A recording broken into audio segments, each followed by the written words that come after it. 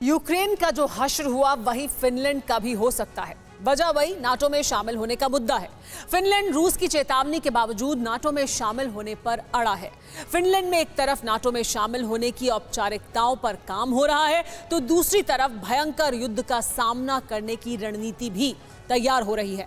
Finland में युद्ध के दौरान लोगों की जान बचाने के लिए जमीन के नीचे कई बंकर तैयार हैं। ये बंकर न्यूक्लियर हमले के दौरान भी लोगों की जिंदगी बचाने में सक्षम है। फिनलैंड भले ही रूस पर मजबूत पलटवार नहीं कर सकेगा, लेकिन दुनिया के तमाम ताकतवर देश उसके साथ हैं। यूक्रेन की राजधानी कीव पर बम बरस रहे थे और पब्लिक मेट्रो के अंडरग्राउंड स्टेशन में छिपी थी।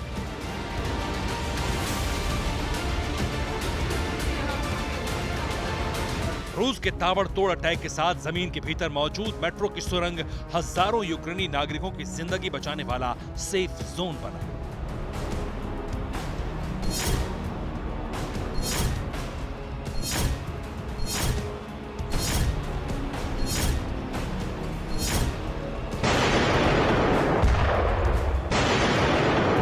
अब ऐसे ही धमाकों की आशंका से दहशत में है रूस का एक और पड़ोसी मुल्क, नाम है फिनलैंड।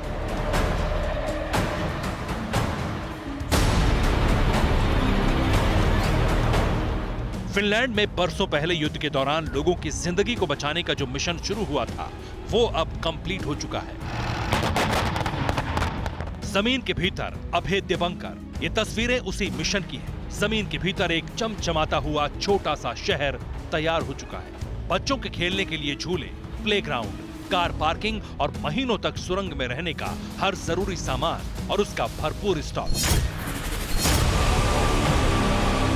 फिनलैंड की जमीन पर चाहे रूस की इस्कंदर मिसाइल से हमला हो, जमीन के भीतर मौजूद इस सुरंग में रहने वालों का बाल बांका नहीं होगा।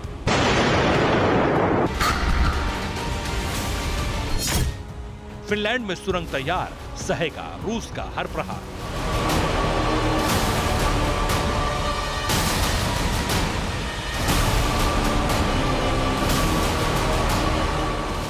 रूसी फाइटर प्लेन यूक्रेन की तरह यहां बमों की बारिश करते हैं, लेकिन फिनलैंड के लोग इस सुरंग की वजह से सुरक्षित रहेंगे। रूस जिस धमकी को दोहरा रहा है, अगर वो सच साबित हुई तो फिर फिनलैंड के लोग सुरंग की वजह से बच जाएंगे।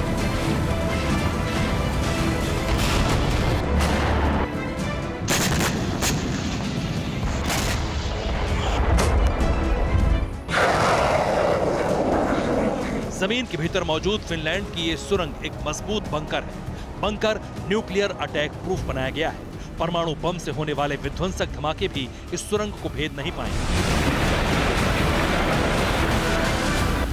हमला हो न्यूक्लियर, सहलेगा मजबूत बंकर।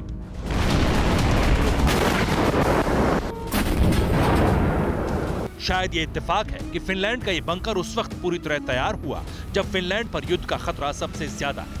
फिनलैंड की यंग लेडी पीएम सना मारिन ने इस सुरंग का जायजा लिया और आर्मी से सुरंग में जरूरी सामान का स्टॉक बढ़ाने का निर्देश दिया। बंकर के ऊपर ग्रेनाइट पत्थरों का कवच है। बंकर जमीन से 25 मीटर नीचे बनाया गया है। बंकर के बाहरी हिस्से में स्टील के मोटे दरवाजे हैं।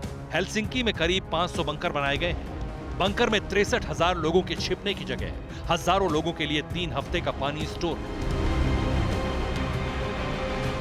हेलसिंकी में 40 सायरन स्टेशन है और बंकर्स का नेटवर्क तैयार है। खतरा महसूस होते ही सायरन बजेंगे और लोगों को बंकर में पहुंचने में 20 मिनट तक का वक्त लग सकता है। 10 मिनट बंकर के दरवाजे लॉक करने में लगेंगे। उसके बाद हेलसिंकी में न्यूक्लियर अटैक भी हो, बंकर में मौजूद लोग सेफ रहेंगे।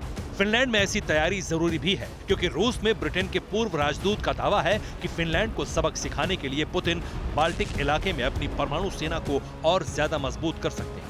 पुतिन फिनलैंड पर एक्शन की तैयारी शुरू कर चुके हैं, क्योंकि फिनलैंड और स्वीडन नाटो में शामिल होने को तैयार हैं, जिससे नाटो रूस की सीमा के और करीब पहुंच जाएगा।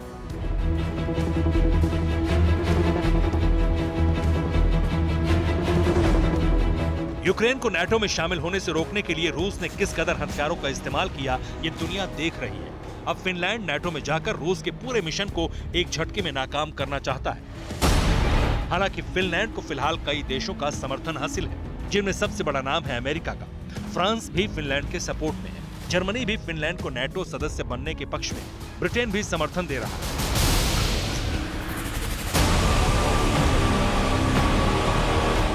यूक्रेन की तरह फिनलैंड के पास शक्तिशाली देशों का समर्थन है, लेकिन सवाल है कि क्या युद्ध की स्थिति में फिनलैंड का खुलकर सपोर्ट होगा या फिर फिनलैंड को भी बाइडेन यूक्रेन की तरह अकेला छोड़ देगी।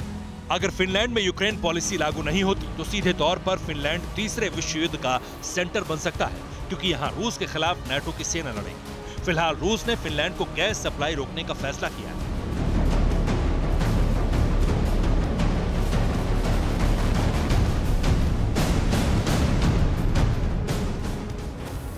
रूस यमल पाइपलाइन के पोलैंड वाले हिस्से के मालिकों पर बैन लगा चुका है। यमल पाइपलाइन से यूरोप तक गैस की सप्लाई होती है। गैसप्रोम की पूर्व जर्मन यूनिट पर भी रूस ने बैन लगा दिया है।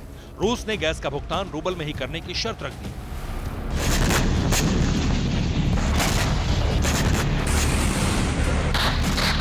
रूस की सेना इस वक्त यूक्रेन में जंग लड़ रही है और माना जा रहा है कि रूस फिनलैंड को धमकाने के लिए इसी तरह के और भी कई एक्शन ले सकता है। फिनलैंड के करीब रूस के भारी हथियारों को भेजने का सिलसिला कई दिनों से चल रहा है। फिनलैंड और रूस की सीमा करीब 1340 किलोमीटर लंबी है। इतनी लंबे बॉर्डर पर युद्ध की शुरुआत हुई तो रूस के लिए यूक्रेन के साथ साथ फिनलैंड में भी युद्ध लड़ना मुश्किल हो सकता है।